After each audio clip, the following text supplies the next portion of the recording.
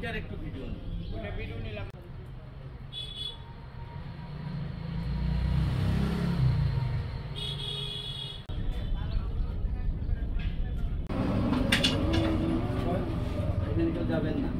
বছর আমার ব্যবসায় ঠিকই, কোনো বছর আমার লসও হয় এবং এগুলো কারিগরের বেতন বেশি দিয়ে জিনিসের দাম চড়া দেখে আমি কুলাইতে পারি।